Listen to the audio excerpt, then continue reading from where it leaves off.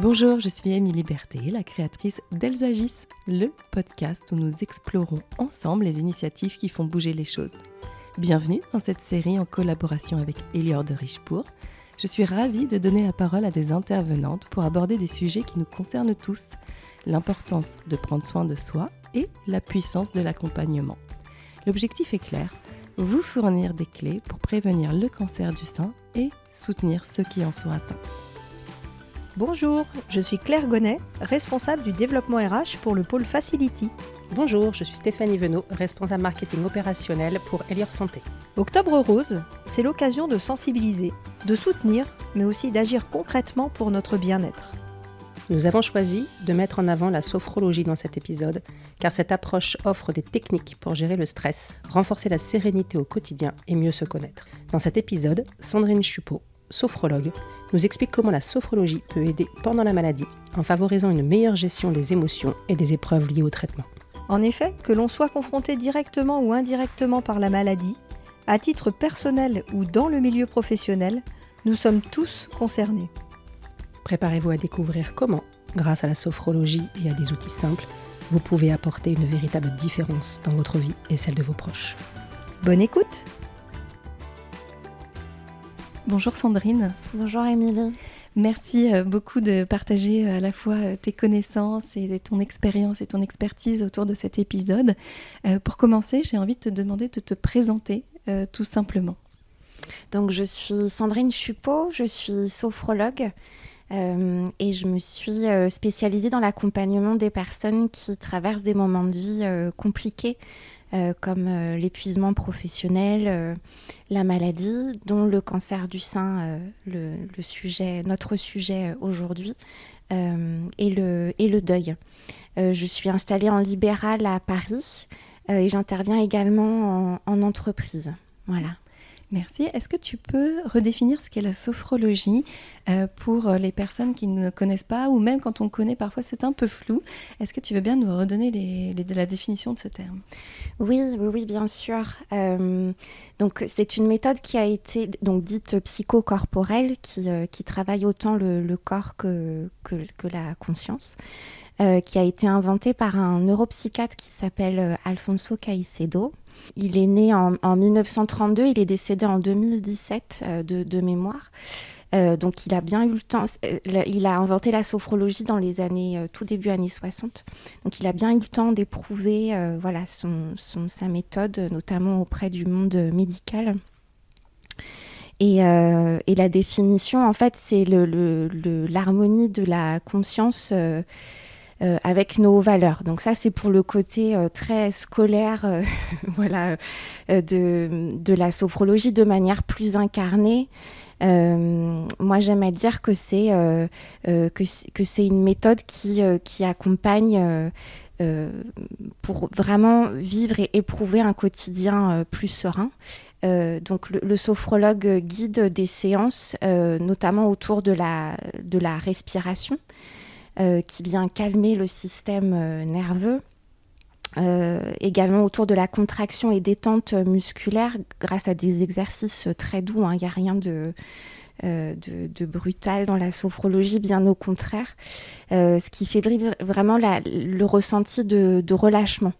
Parce que pour lâcher prise, c'est un mot très à la mode qu'on entend, mais vraiment pour lâcher prise, on a besoin en fait de bien repérer les parties de notre corps qui sont contractées en fait pour observer la détente. Et puis ça passe également par l'évocation mentale qui vient habituer le cerveau à convoquer des images agréables. Parce que le cerveau ne fait pas la différence en fait du réel, de l'imaginaire en fait, si je peux qualifier ça comme ça. Et donc habituer son cerveau à percevoir et ressentir ce type d'image, c'est très étayant pour la personne. Et puis il y a l'effet de répétition aussi, que ce soit en séance ou en toute autonomie après chez soi, dans le métro. En allant travailler, au quotidien. C'est l'avantage de la sophrologie, c'est qu'elle peut se pratiquer partout. ce qui est souvent oublié d'être mentionné aussi dans la définition de la sophrologie, c'est aussi un échange avec le sophrologue, c'est-à-dire qu'il y a tout un travail autour de la parole aussi et du dialogue, qui est très important. Souvent, quand on dit les mots à voix haute, ils prennent un sens complètement différent et atteignent votre conscience de manière plus conséquente. Donc, ça vous permet aussi d'évoluer vers une forme de changement qui est plus bénéfique pour vous. Ouais. Merci pour cette définition et nous avoir redonné la direction et la base de ce qu'est la sophrologie pour mieux comprendre ce qui va suivre ensuite dans notre échange. Avant de commencer, tu souhaites nous partager quelques chiffres clés sur le cancer du sein. L'idée est de mieux comprendre en fait l'ampleur de la situation aujourd'hui, hein, c'est ça ? Oui, et exactement. Alors même si c'est toujours étrange de constater une liste de chiffres, parce que quand on est touché, on a envie d'être considéré comme un individu à part entière, mais en tout cas, ça permet d'avoir une représentation globale de la maladie. En France, en 2023, on a compté plus de 900 000 personnes touchées par le cancer du sein. Près de 61 000 nouveaux cas diagnostiqués. Plus de 12 100 décès cette même année, avec un taux de mortalité qui diminue à petits pas, mais en tout cas régulièrement, et tout ça grâce à la recherche médicale, à des découvertes et des avancées, notamment sur les traitements et la prise en considération de la personne. Et avec une prise en charge précoce, en fait, ça représente 99% de chances de survie à 5 ans.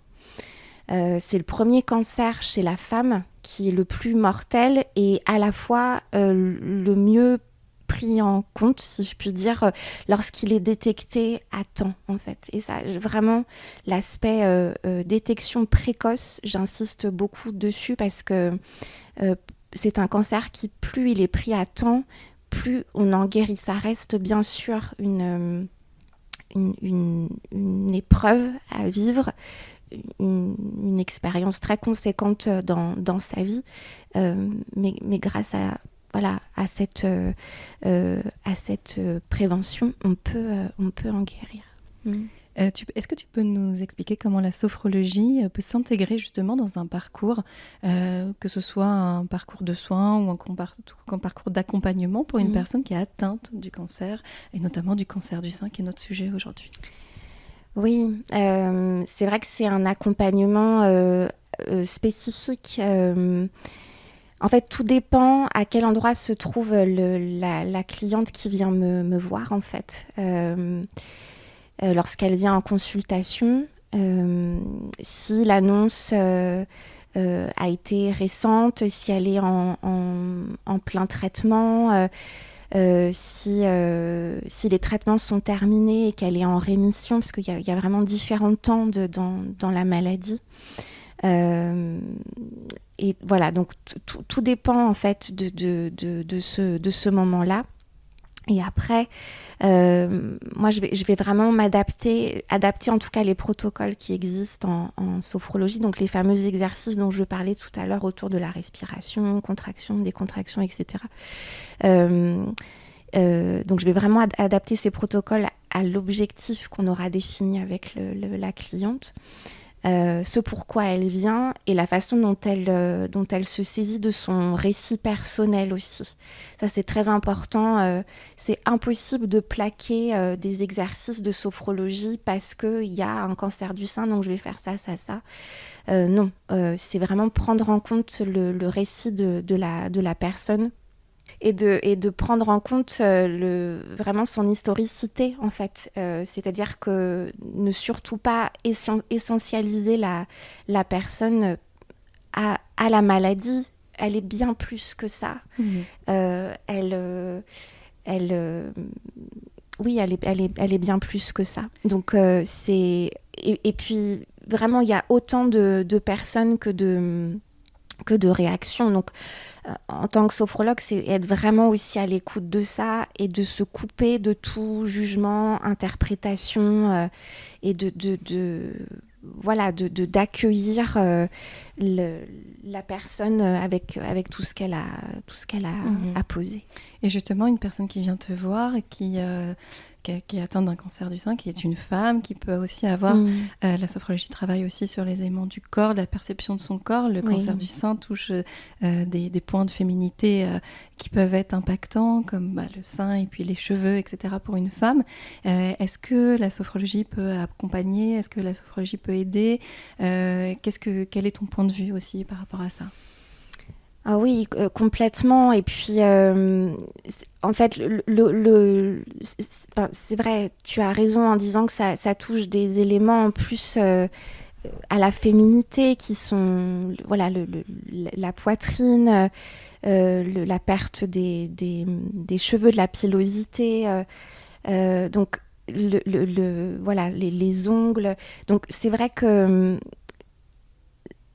Il y a tout un travail autour effectivement de ce qu'on appelle en sophrologie du schéma corporel dans sa réalité vécue en fait, et de poser la conscience sur on est dans un quotidien souvent avec beaucoup de pensées automatiques, de choses à faire, etc.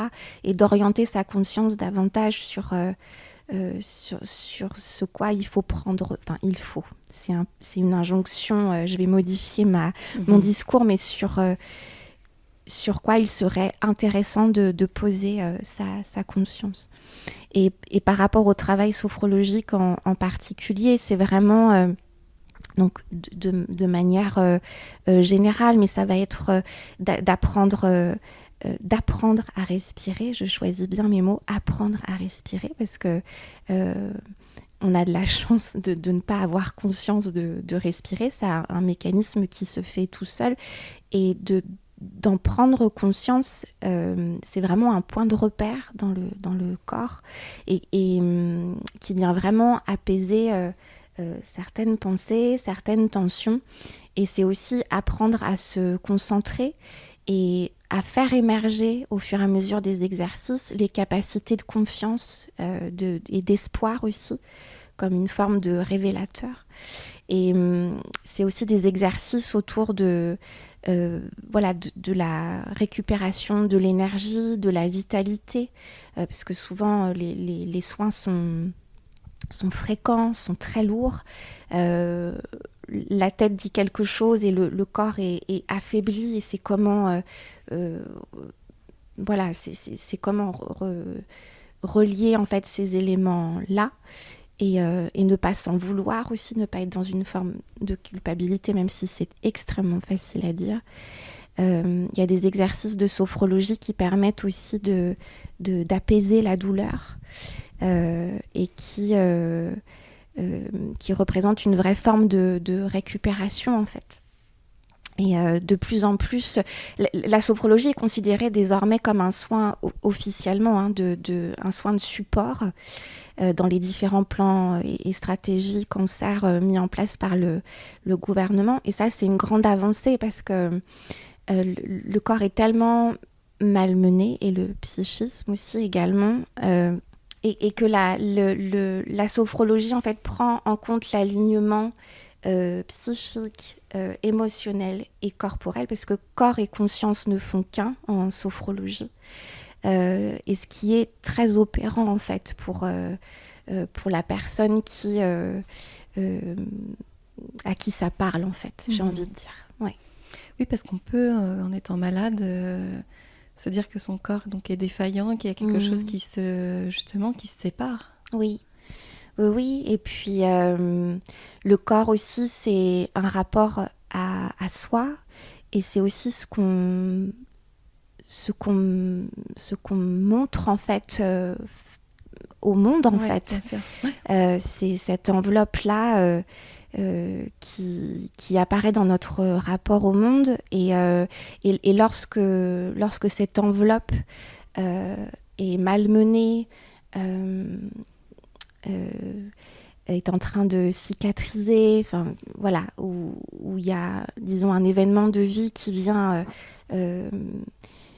nous rappeler qu'on a un corps, parce que souvent, quand on est en bonne santé, on traverse la vie comme ça, sans forcément s'en rendre compte, et à la fois, heureusement, qu'on n'a pas toujours le pire en tête, mais c'est vrai que c'est tout un travail sur le corps perçu, le corps ressenti, le corps imaginé. Quand les clientes aussi sont en couple aussi, le rapport à la compagne, au compagnon, enfin, c'est tout un tas de notions comme ça à appréhender, et la sophrologie, oui, permet ce travail-là. Ça affine votre perception. Et justement, je rebondis sur ce que tu viens de dire, notamment autour des aidants et de l'entourage d'une personne qui traverse une épreuve ou une maladie. Qu'est-ce que tu pourrais... elle traverse aussi une tempête émotionnelle impressionnante.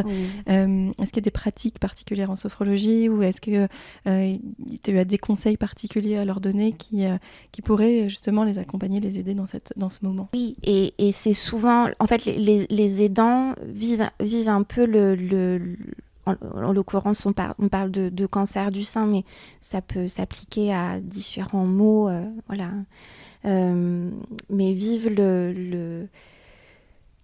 l'expérience de vie, je vais formuler ça comme ça, un peu beaucoup par ricochet aussi. Et quand on est aidant, on est souvent démuni parce que on voit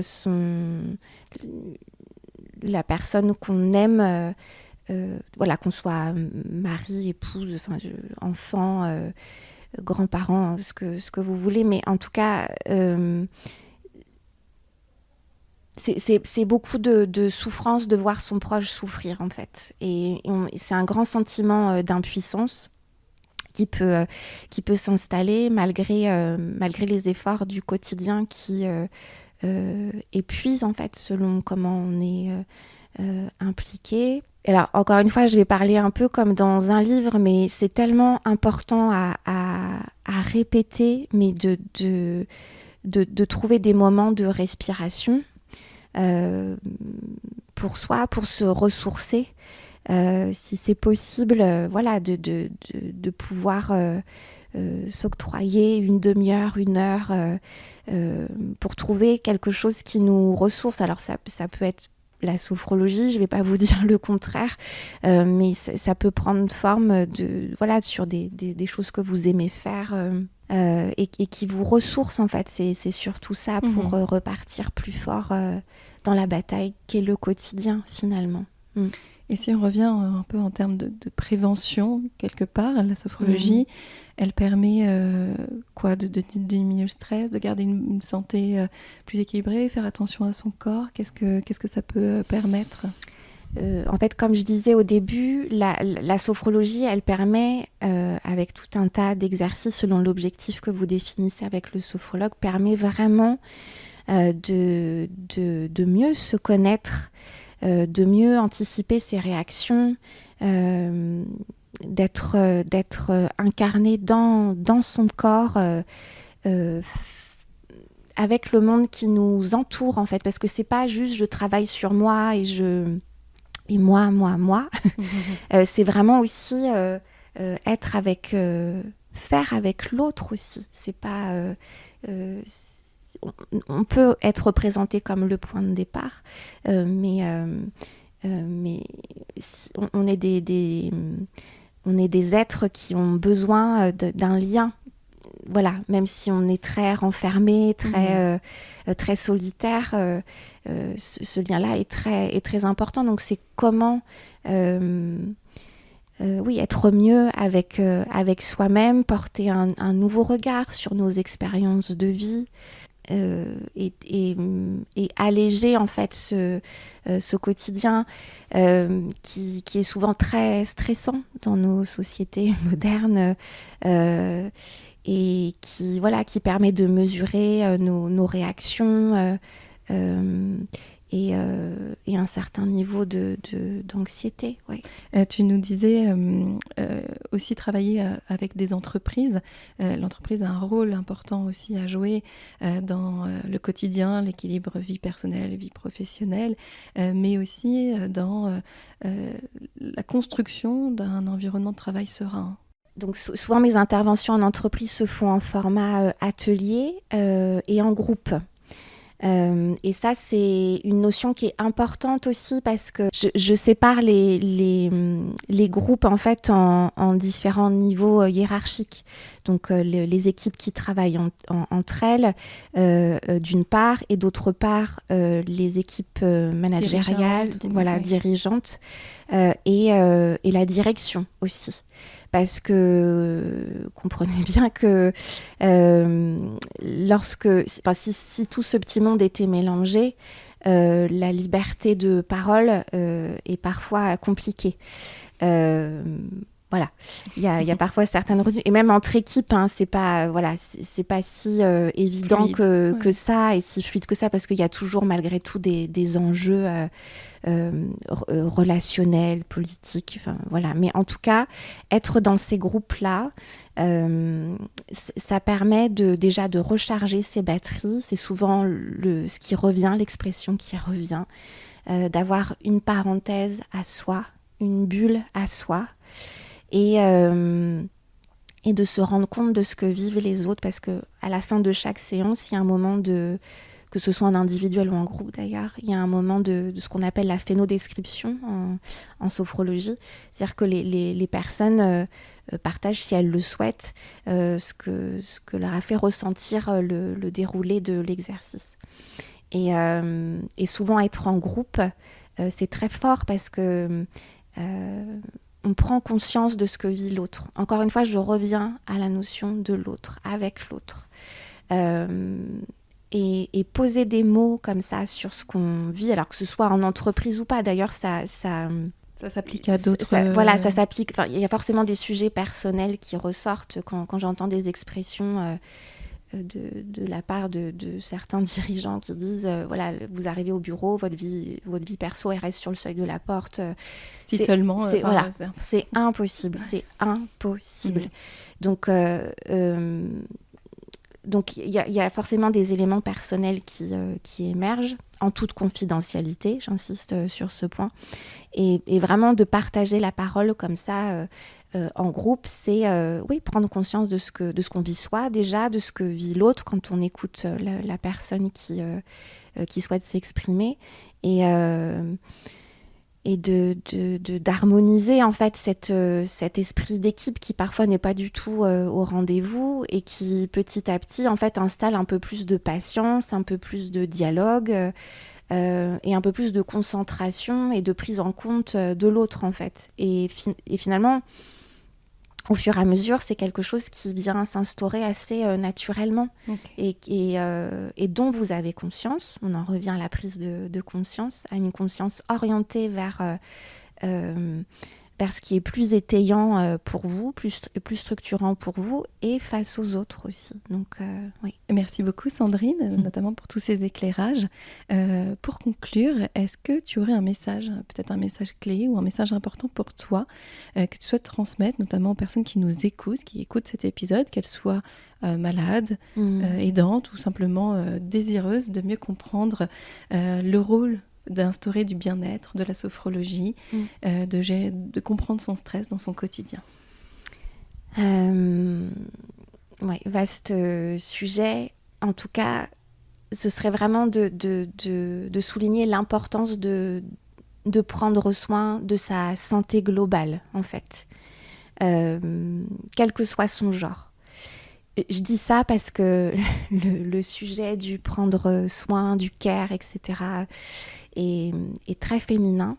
De plus en plus d'hommes poussent la porte de cabinets de sophrologie, en l'occurrence. Et c'est tant mieux, parce qu'on en a tous besoin. Voilà, en tout cas, de prendre soin de sa santé globale.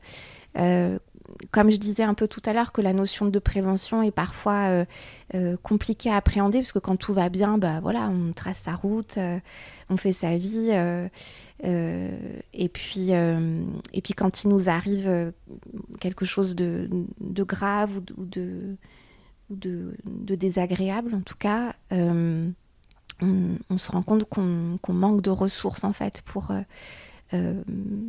avancer. Donc la sophrologie parle à certains et pas à d'autres, mais c'est en tout cas trouver la pratique et surtout le praticien. La relation avec le praticien est aussi très importante dans les consultations. Et en tout cas, la sophrologie, de nouveau, représente bien plus qu'une boîte à outils. C'est vraiment, au fur et à mesure des séances, une autre façon de se percevoir, de percevoir l'autre. Et de vivre plus sereinement en fait une vie quotidienne et quand on a cette matière-là en soi, c'est tellement précieux. Voilà ce que je peux dire. Et bien on va rester là-dessus. Merci beaucoup Sandrine pour ces informations. Merci à toi Émilie, merci. Cet épisode d'Elsagis en collaboration avec Elior de Richebourg est maintenant terminé. J'espère que vous repartez avec une idée concrète pour mieux comprendre comment la sophrologie permet de développer des ressources internes précieuses face aux épreuves, et notamment celles liées au cancer. N'oubliez pas, mieux se connaître, c'est mieux s'accompagner. En intégrant des techniques simples de sophrologie dans votre quotidien, vous pouvez non seulement renforcer votre bien-être, mais aussi celui des personnes qui vous entourent. Vous ne serez plus seulement spectateur, mais des acteurs de votre équilibre et de celui des autres. Prévention, bien-être et sérénité sont au cœur de cette démarche. Alors continuez à avancer avec ces outils et prenez soin de vous chaque jour. Merci à Sandrine Chupot pour ses précieux conseils. Et à très bientôt dans Elles agissent.